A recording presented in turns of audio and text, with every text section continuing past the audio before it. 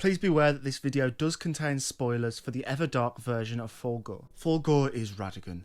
This sounds like an outlandish title, and I totally get why you'd think that. But there is quite a lot of information that suggests Fulghor is Radagon, to the point where I actually wholeheartedly agree, and it actually explains some things from base game Elden Ring. For example, why Radagon has one arm, why Radagon has the red braids of the fire giants, why Radahn still rides his horse, and so much more. A small percentage of the people that watch these videos are actually subscribed. If, and only if, you do enjoy, consider leaving a like and subscribe as it greatly helps the channel. Constructive criticism is also welcome. If you don't enjoy the video, drop a dislike and tell me why. Without any further daddling, please friends, sit back, relax, grab some succulent, juicy, tender and sensational prawns and pickled turtle if you want, and enjoy. Radagon is a loyal hound of the Golden Order. For untold eons he served the Golden Order, served Marika, and served their interests. At one point in time, he was labelled the loyal hound of the Golden Order by Marika herself. And eventually, Radagon would become so much more than just a hound. He became Marika's other half, and on the path to becoming a god too. We are told about this directly from Marika. She says, "Thou art yet to become me. Thou art yet to become a god, mine other half." It is explicitly told to us. But some things aren't. Like, what was Radagon's life as a warrior? Why does he have the braids of a fire giant along with the same colour palette? Who is he and where is he from? These are all questions that have lingered for a really long time. And Fulghor fixes everything. If you look at Fulghor's sword, you'll notice a strange sort of patterning upon it. This patterning is none other than Radagon's Great Rune. This is seen on a few things inside of Nightreign, which in of itself brings up a lot of questions. We see it on Iron Eye, and we see it on Gladius. Not only does the presence of this Great Rune signify that there is a connection between Radagon and Fulghor, the existence of Gladius having this very same rune as well further proves the idea that Fulghor is Radagon. Gladius was born with 3 heads, and due to this deformity, or perhaps blessing, he was cast out for being different. And on a rainy night, he happened upon a man, and grabbed the man's sword in his big jaws. But the man did not kill the wolf, and instead took it in its arms. Gladius kept the sword, and it's the very same one we see inside of his boss fight. Radagon looks after wolves. We see this with Radagon's red wolf inside of Raya Lucaria, and we actually see this inside of Nightreign. Underneath one of the big castles, we see a wolf called the Red Wolf of the Royal Consort. This is obviously talking about Radagon, and it further adds to the idea that Radagon did look after wolves, and that if he was Fulghor, he would be well in his personality to go and look after Gladius. Gladius is said to have followed at this man's side, and where do we find Gladius and Fulghor? In the very same legion of the Night Lords. Gladius followed after Fulghor, or perhaps even Radagon, into the depths of the night. Radagon is missing his left arm, and so is Fulghor. Coming out of their stump is this black goop.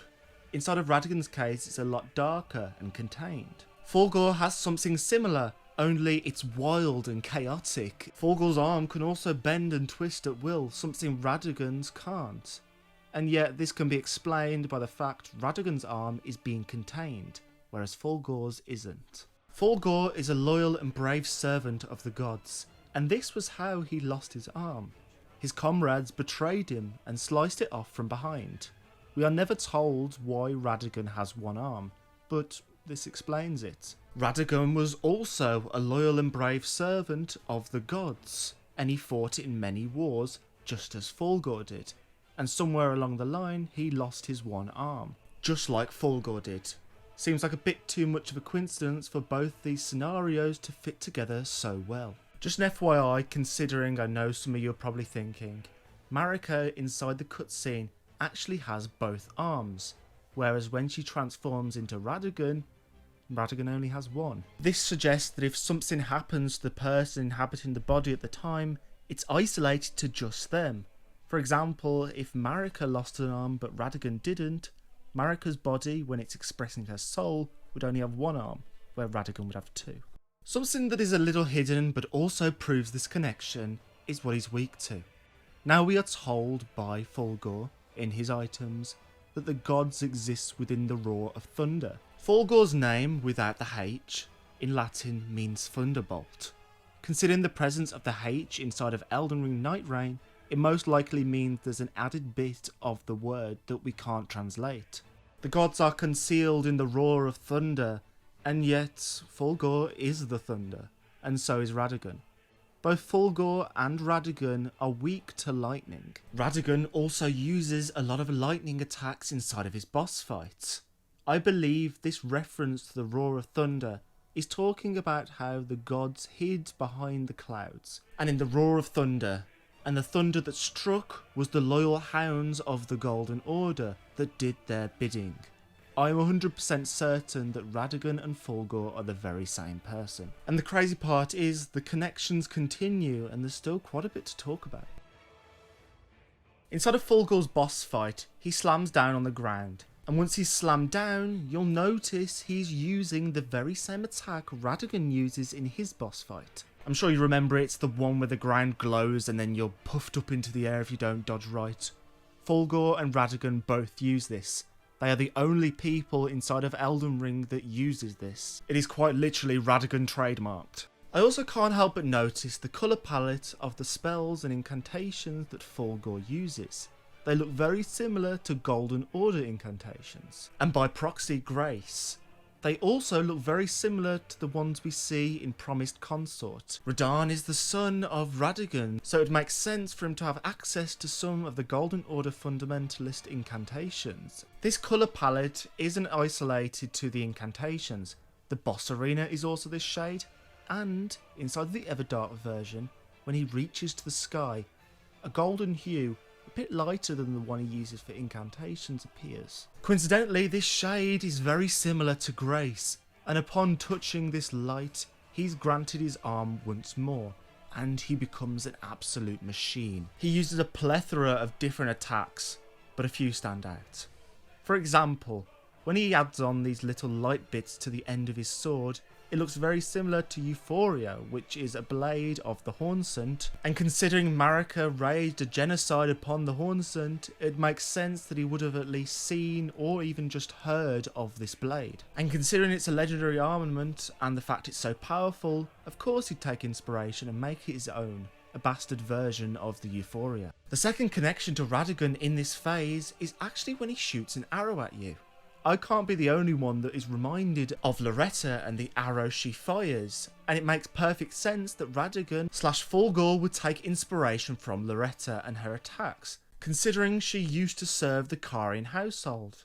Most likely at the same time when Radagon was married to Renala, giving a perfect opportunity for Radagon to see her skills and eventually adapt it when he was reverted back to his original form before he actually fused with Marika. Something I only noticed when I was actually going through the footage to edit this video is the fact the bow actually looks like Miquella's crosses. This actually makes a lot of sense considering Radagon is the father of Miquella.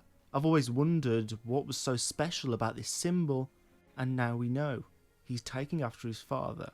Just what this symbol means we can't 100% know, but we can know now that it originates from Radagon. Marika slaughtered the fire giants, leaving only one alive, the one that guards the Fell God's flame. And yet Fulgore roams around, Radagon roams around. It's explicitly said that he has the fire giant's braids. I personally have always wondered just why and how Radagon had these braids when he looks humanoid. He looks like the same height as Marika. So how could he be a fire giant when all the fire giants are bloody massive? And when I was questioning this before, I was missing quite a lot of information. Like, what was Radagon like before he fused with Marika? And I believe it's what Fulgore looks like. Fulgore has the red braids of the fire giants, and yet he was not slaughtered, he was spared.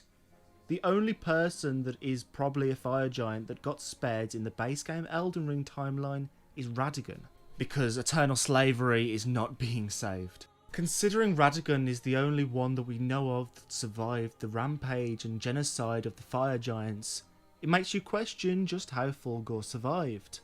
He is very large and definitely would not have been able to hide, leading to even more proof that Fulgore is Radagon. Further proof of this actually comes in how Fulgore lost his arm.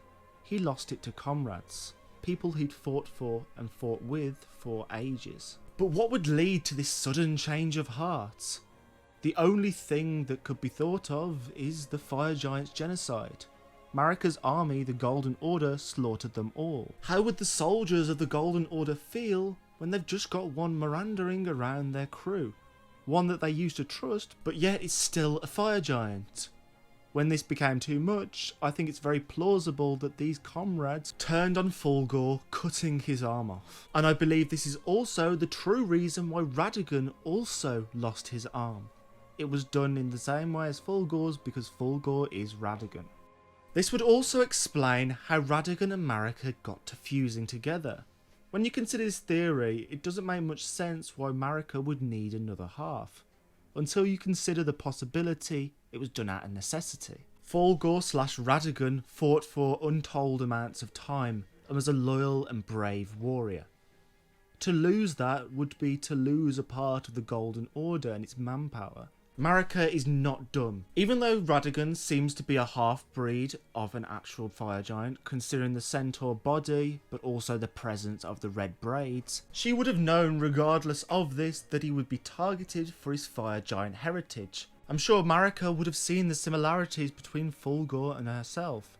Both were persecuted for their heritage. Marika with her shaman lineage, and Radagon's with his fire giants. And so, once it got too dire and he was attacked and lost his arm, she fused with him. And I believe this changed everything, for now he was Radagon. This changing of names when coming into contact with Marika is also seen with Horaloo, who after his marriage to Marika became Godfrey. Whether this was done selfishly or selflessly is completely unknown, but regardless of that, I definitely believe this is how Radagon and Marika fused, which is something I've wanted answered for a very long time. Radahn rides a horse. He is obsessed with it and loves it completely. Even when he's too big, he learns gravity sorceries so he can still ride his beloved horse. But where does this love for horses come from? I believe it comes from his heritage. Due to Radagon fusing with Marika, his children don't seem to have took on the properties of the centaur part of his own heritage. Apart from the red hair, but even that is a lot darker shade than what Radagon and the Fire Giants have. It would make perfect sense for Radahn to want to tap into his heritage and to become more like his people that he'll never know. I feel like I've said this a lot, but it explains a lot on why Radahn is the way he is, why he loves his horse so much, and why he intrinsically uses it even when he's lost his mind. Sadly everyone, that is the end of the video. If you did enjoy, please consider leaving a like and subscribe as it greatly helps the channel and it lets me know you're enjoying this style of content. If you don't enjoy the video, drop a dislike and tell me why. Radagon is one of my favourite characters and so is Fulghor. I really hope you did enjoy this one. Please friends, don't you dare go hollow, and may you find your worth in the waking world. See you in the next one, and goodbye.